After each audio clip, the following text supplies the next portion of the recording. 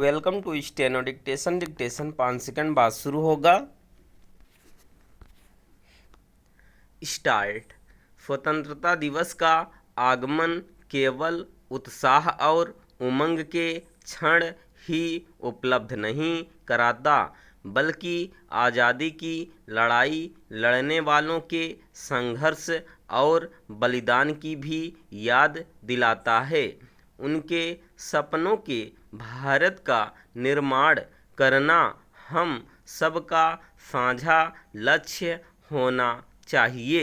इस लक्ष्य की प्राप्ति आसानी से तब संभव हो पाएगी जब अनुशासन, एकजुटता और देश के प्रति कर्तव्य की भावना से लैस रहा जाएगा।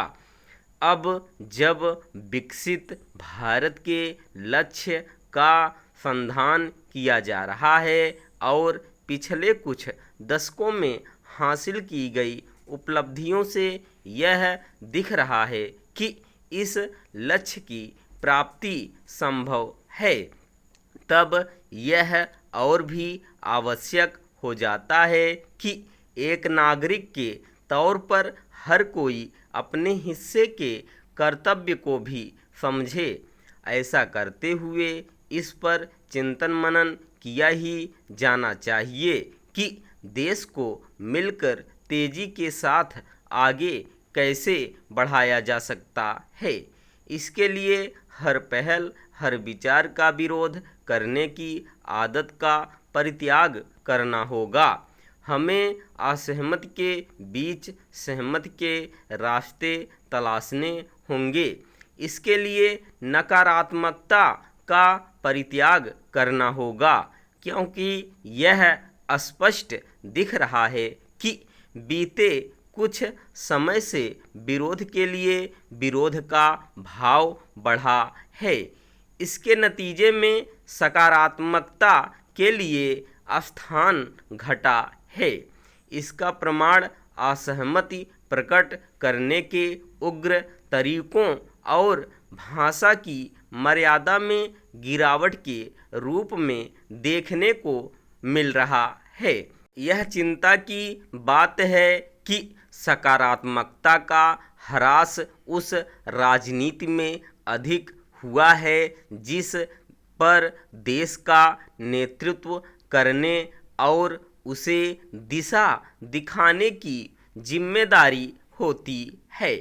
आखिर ऐसा क्यों नहीं हो सकता कि हमारा राजनीतिक नेतृत्व देश को विकसित बनाने का खाका मिलकर तैयार करे और इसके लिए किसी न्यूनतम साझा कार्यक्रम पर भी सहमत हो।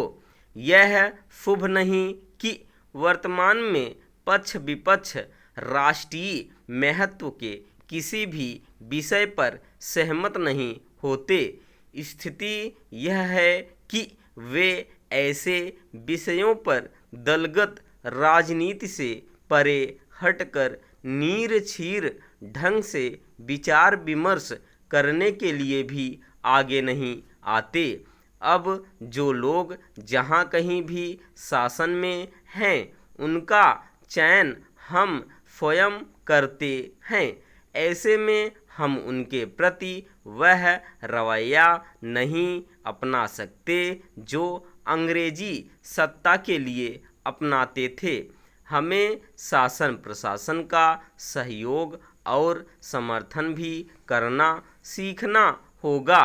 यह ठीक नहीं कि हम इसकी चाह तो रखें कि शासन और प्रशासन अपने कार्य व्यवहार में बदलाव लाएं, लेकिन स्वयं में कोई परिवर्तन लाने के लिए आगे न आएं।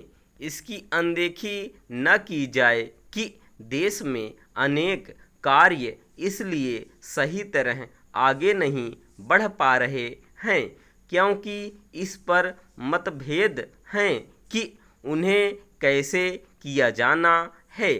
यह स्थिति अस्पष्टता के साथ भ्रम को भी जन्म दे रही है। समाज को इस स्थिति से बाहर निकलना होगा और इस मूल मंत्र को सभी को आत्मसात करना होगा कि सामाजिक एवं आर्थिक रूप से सशक्त भारत का सपना सभी के सहयोग की मांग करता है। यह सहयोग भाव ही समरस और समर्थ भारत के निर्माण की कुंजी है। स्टॉप।